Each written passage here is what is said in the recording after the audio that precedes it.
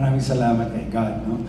For His unending grace and for blessing me with the talent and opportunities to pursue my passion. To the Philippine Movie Press Club, thank you for recognizing my work. This is an honor I will treasure forever. To my family, especially my wife, Jamie, my rock and my guiding light.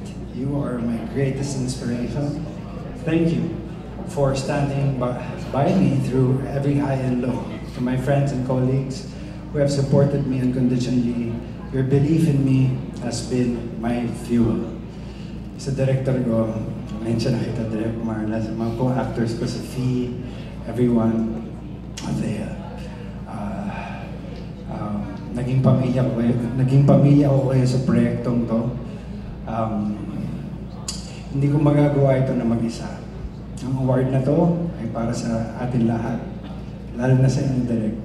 Sa lahat sa amin, kina Direk, Ma'am Onay, people behind the scenes, lahat ng teamwork natin. I owe it all to you guys. So maraming salamat sa inyong husay at dedikasyon.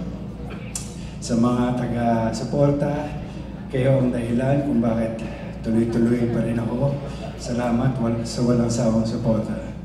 Sa pagmamahal at sa pag-intindi sa lahat ng pinagdaanan ko. Thank you, Lord, nandito pa rin ako. At sobrang mahal ko talaga itong industriya natin, itong pag-arte. At lalo na ngayon na nag-i-improve na rin. I'm maturing to be like God is preparing me, has been preparing me to be the best version of myself.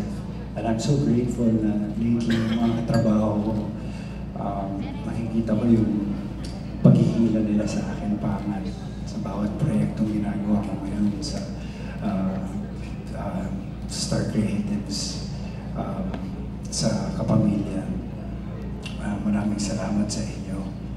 Nawala tuloy. Kaunti na lang. Buti wala, tumigil yung sumigaw. Maraming salamat. So, this award is more than a trophy. It's a reminder that redemption, perseverance, and authenticity can create art that resonates. I dedicate this to everyone chasing their dreams and to anyone who believes in second chances. I'm so grateful sa press. You've been so kind to me. Bata pa lang ako. Yeah. Ando na kayo, nagsimula pa lang ako. I was probably 12, 13, mamaleos, malangit. Kaluluwa mo, I love you so much, I miss you. Charmel, everyone na nakasubaybay sa aking buhay. Pumapasyal pa nga kayo sa bahay ko noon. Di ba, natatandaan niyo noong 1997, luma ako ng tao. So, let's continue telling stories that inspire, heal, and bring us closer to one another. Muli, maraming salamat sa PMPC and good night. God bless.